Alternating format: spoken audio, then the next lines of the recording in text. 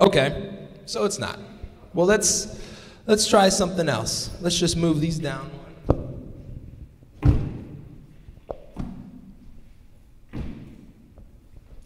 How about we make our attitudes our foundation? All right, I'm not even going to start to say that this is a stable foundation.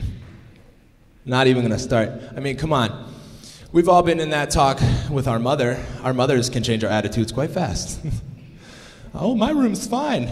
And then she starts telling you all the things that she does for you, and your belief and your attitude changes to, yes, mother. It changes. As quick as that, our attitudes can change. We've all had those conversations.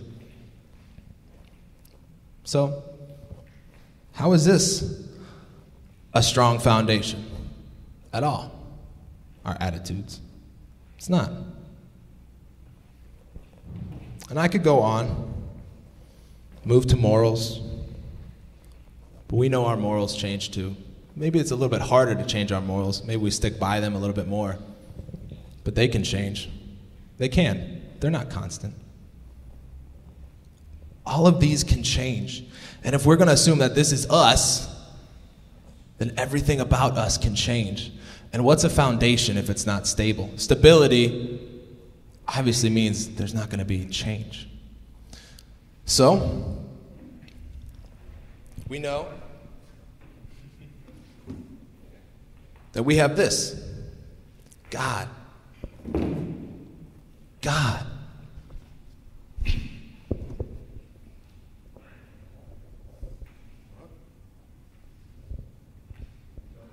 No, it's good. Bam. So we have God as our foundation. Now,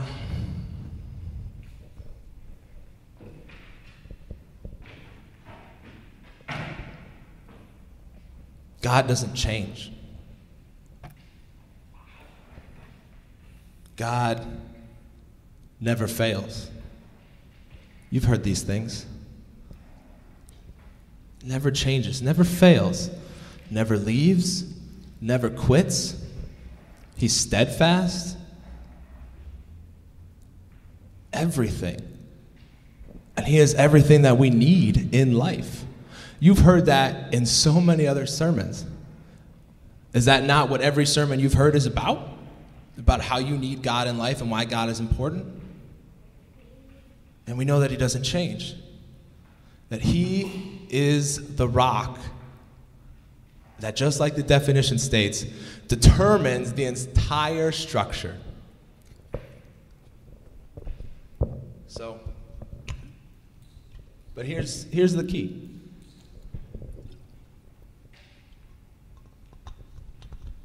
Here's where I'm going to push you. The question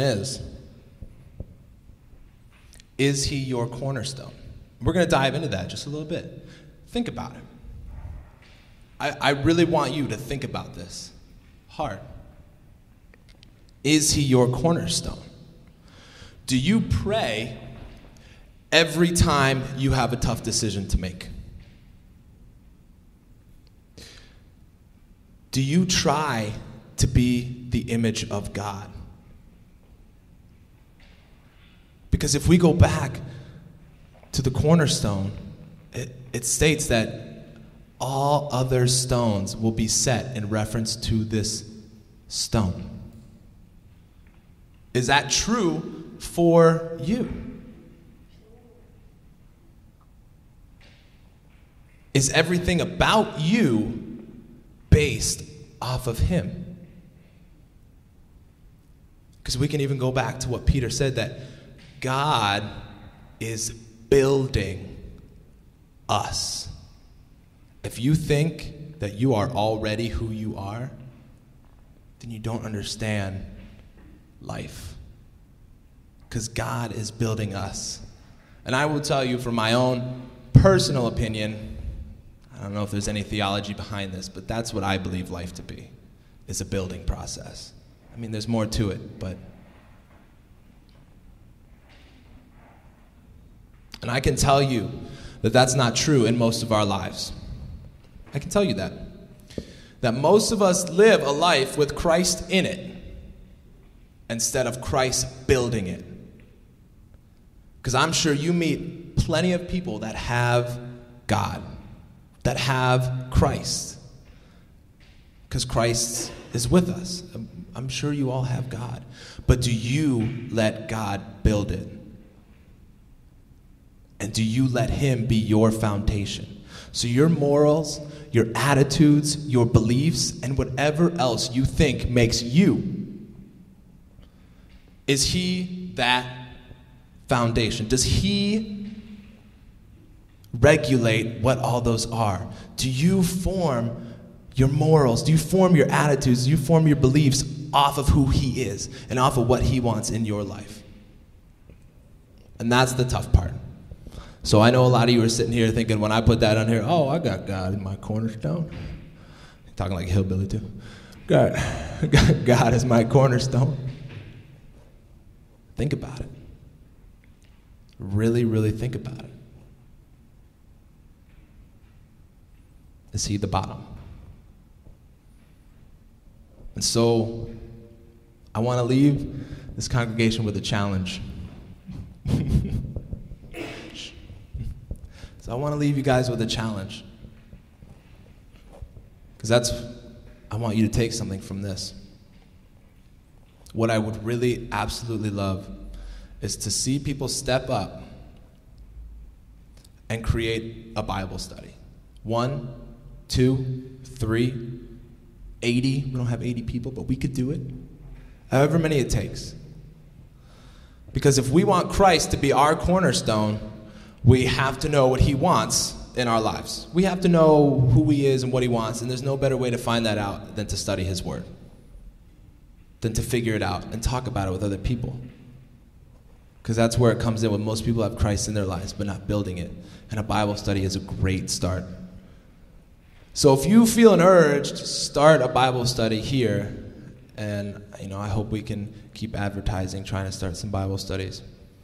But come to me, Rick, anyone, and tell them that you would like to start one. And we'll try and tell people about it, try and get one started. And if you already have formed a great group of friends here, some of them might not be here, or you have people that you know would love to start a Bible study. If you're roommates, do Bible study. That's right. Do Bible study as much as you can. So I pray that you guys get some sort of urge from that.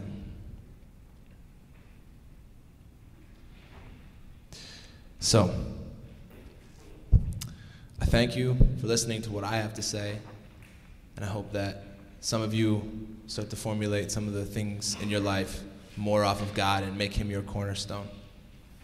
So I'm going to end with a word of prayer, and then we're going to have a dance by Brittany and Kendra for you guys. Can you move that while I pray? Move the device. Okay. God, I'd like to thank you for never changing, for never leaving, for never quitting, for just being there for each and every one of us to be this sturdy rock, to actually give us something to base our life off of. Because if we didn't have you, then how are we going to form anything in this world? This world's too confusing, and you make it simple. So I thank you that you can be our foundation, that you are something for us to base our life off of. And I pray that you also, that you move within these people here to study your word and to read about you more, to find out what it is that you want from them in life, and that they pray when they have questions, and that they seek your face and not just your hand. And I pray that everyone makes you their foundation, their cornerstone, that we are living stone and you are building us. So I open you to build. Amen.